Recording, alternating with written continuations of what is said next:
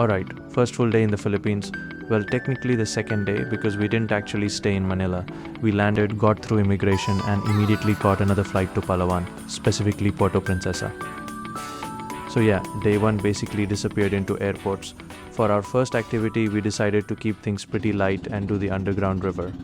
Now we booked this online. Normally I'd wait until I'm actually in the country before booking tours because you almost always get a better price. But for this one I made an exception.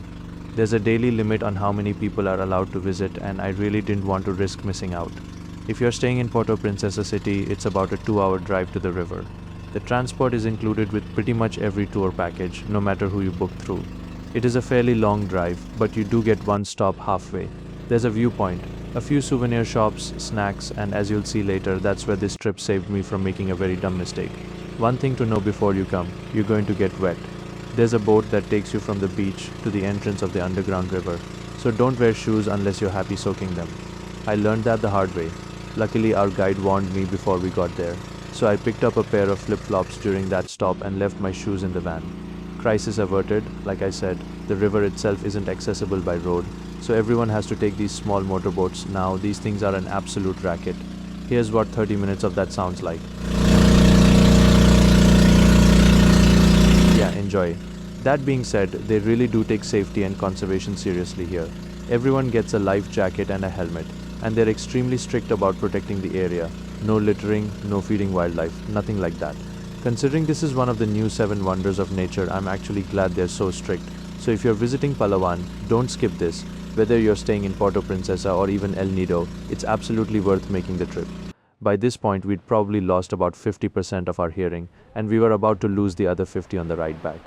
There was also this family on our boat, and one of the kids had absolutely zero interest in anything around him. He just wanted to go home. Honestly, that's me at work by about 11 a.m. on a Monday. Once you reach the beach, it's a nice little walk through the forest to the actual entrance.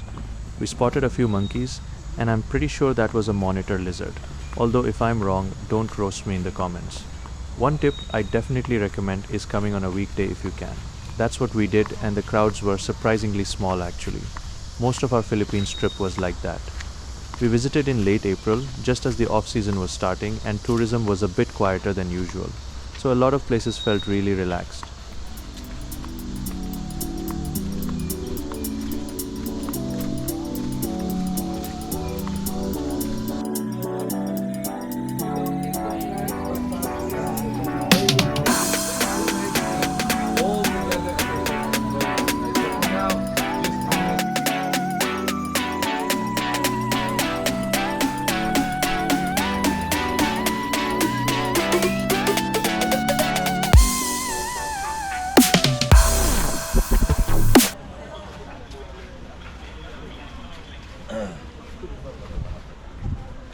And finally, here we are. Yes, I know, I'm pointing at the giant hole in the mountain. Thanks, Captain Obvious. Once you go inside, you are not allowed to make unnecessary noise, and the only light comes from the boatman. So, I'm just going to shut up for a minute and let you experience what it feels like entering the hole. Yeah, that sentence definitely sounded better in my head.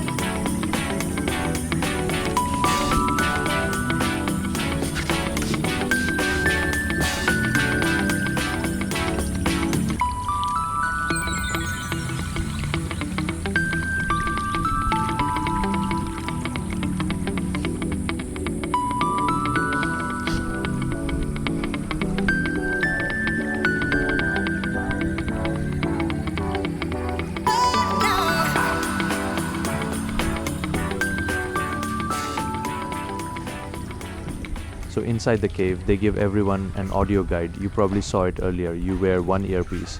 And as you move through the cave, it explains the history, geology, and points out all the different rock formations. Basically, it's like, that one looks like a candle. That one looks like a mushroom. That one looks like something else. You get the idea. Unfortunately, the GoPro is absolutely trash in low light recording, so here's some footage from my phone instead.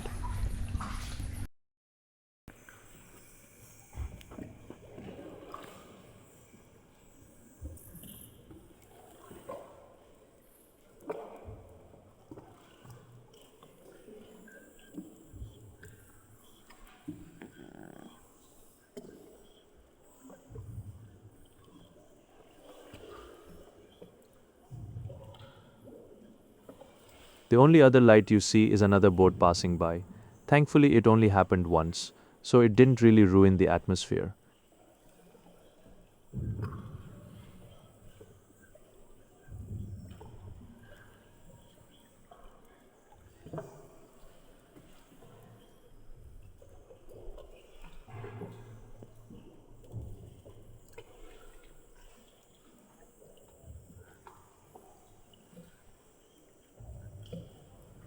Here are a few photos as well because honestly, the camera just struggles to capture how massive this place actually is. The tour itself takes about an hour, and I genuinely recommend it. This is one of those places where the camera just doesn't do it justice. You really have to experience it in person.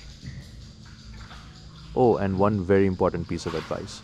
Don't stand underneath the bats with your mouth open unless, of course, you've always wanted free vitamins, minerals, and whatever else bats have been eating. Congratulations, nature's protein shake. Although if humanity ever gets turned into stone by an alien parasite, this is probably exactly where you'd want to be. If you know, Dr. Stone fans, you're welcome. After the cave, there are two optional activities you can add on. One is a zip line, and the other is a mangrove river tour. We chose the mangrove tour because, honestly, we were already exhausted, and we had a much bigger zip line planned later during our Kawasan Canyoneering day.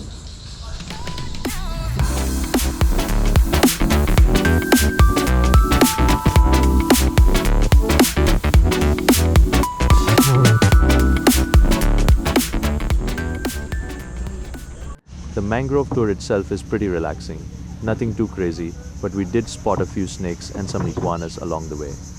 By this point though, I had officially become that kid from earlier. I was completely done with boats. I just wanted to get back, find the nearest Jollibee, and absolutely destroy whatever was on the menu. And that's pretty much it for the Underground River. If you're planning a trip to Palawan, I definitely recommend adding this to your itinerary. I'll also be sharing our full itinerary in one of the next videos, so if you're planning a trip yourself, consider subscribing, and if you've got any questions, leave them in the comments. I'll do my best to answer every single one. Alright, peace.